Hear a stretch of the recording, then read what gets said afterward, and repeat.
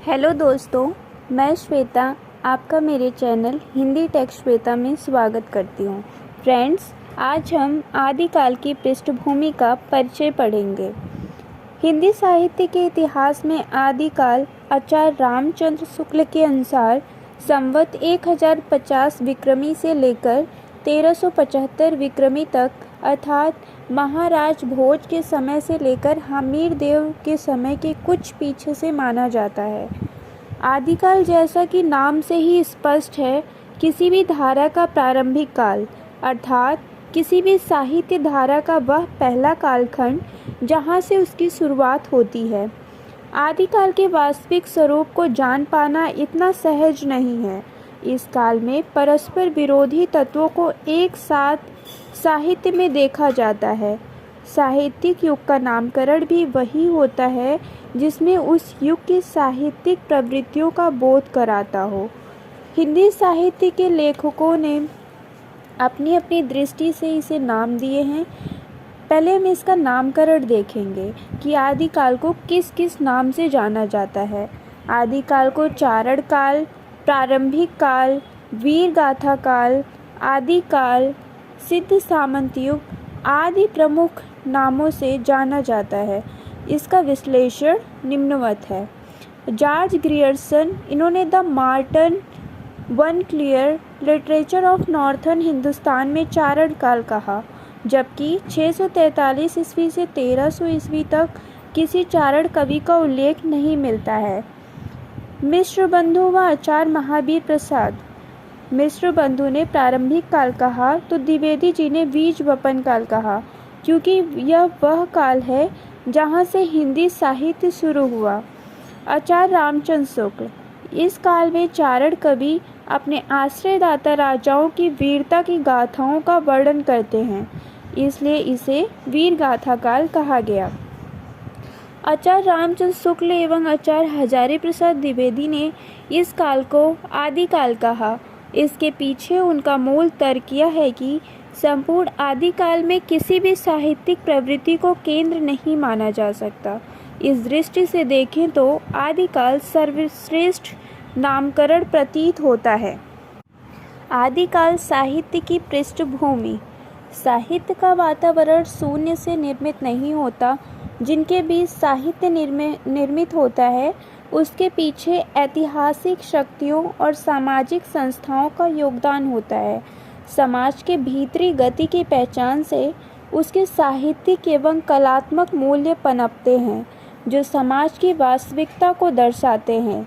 वह साहित्य उस समाज के धर्म, विचार, अर्थव्यवस्था, राजनीति आदि से प्रभावित होते हैं। उन परिस्थितियों का वर्णन निम्नवत है। आदिकाल का राजनीति पृष्ठभूमि। 7वीं से 12वीं शताब्दी तक के राजनीतिक घटनाचक्र ने हिंदी साहित्य को भाषा एवं भाव दोनों की दृष्टियों से प्रभावित किया। राजनीतिक दृष्टि से यह युग अराजकता और असंतुलन का युग है। हर्षवर्धन ने 606 ईस्वी में सिंहासन संभाला और अपनी योग्यता से अपने विरोधियों को वश में कर लिया। भारत का साम्राज्य छोटे छोटे टुकड़ों में बंट गया। विभिन्न राज्यों के राजा सत्ता की लालसा में एक दूसरे से युद्ध करने लगे। इन राजवंशों के पारस्परिक युद्ध से सामंतवादी प्रथा को प्रोत्साहन मिला। उसमें से अधिकांश का कारण केवल उन शासकों का शौर्य प्रदर्शन दिखाना था। उनके बल का वर्णन करते हुए रासो काव्य में लिखा गया, 12 बरस लो कुकर जिए, 13 बरस सियार, 18 बरस छत्री जिए, आगे जीवन को धिक्कार। राजा के और पराक्रम का वर्णन उस युग के साहित्य में हुआ। उत्तरी भारत में राजपूतों के छोटे छोटे राज्य थे। छोटे छोटे राज्यों का उदय और केंद्रीय सत्ता का हास्य उस युग की राजनीतिक व्यवस्था के मुख्य बिंदु थे। अगला है सामाजिक पृष्ठभूमि। भारतीय समाज में आया परिवर्तन आदिकाल के पृष्ठभूमि का कारण बना, जिसका उल्लेख निम्नवत है। जातियों का उदय। विदेशियों, अंग्रेजों के भारत आने पर भारतीय समाज में एक प्रकार की हलचल महसूस होने लगी।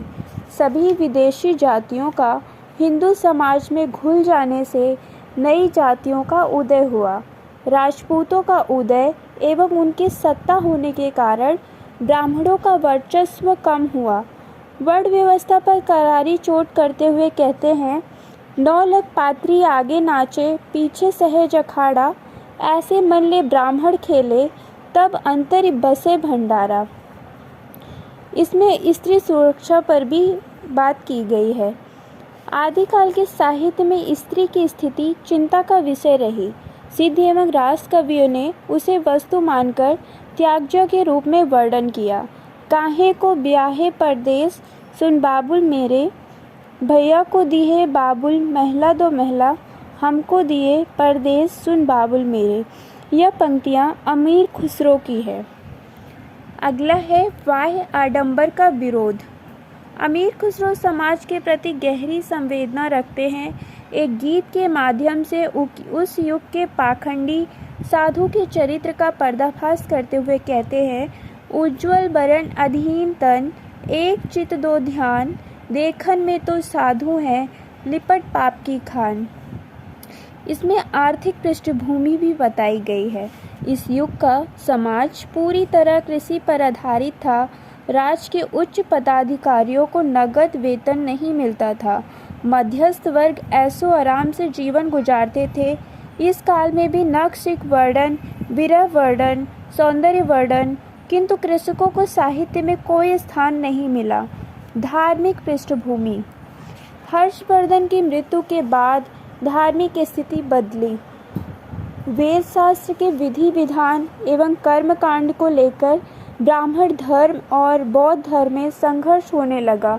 आम आदमी वास्तविक आदर्श को भूलकर जादू टोनों में विश्वास करने लगे। दक्षिण भारत में भक्ति आंदोलन विकसित हो रहा था, जिसने प्रेम का संदेश एक जगह से दूसरी जगह फैलाया। खुसरो ने कहा है, खुसरो दरिया प्रेम का उल्टी वाक की धार, जो उतरा सो डूब गया, जो डूबा सो पार। अब हम इसका निष्कर्ष देखते हैं। इस युग को प्रभावित और नियंत्रित करने में आदिकालीन परिवेश का बहुत बड़ा योगदान रहा है। आदिकाल के उदय होने के पीछे राजनीतिक पृष्ठभूमि, सांप्रदायिक तनाव, जातीयता भेद, सामाजिक एवं धार्मिक पृष्ठभूमि सहायक है।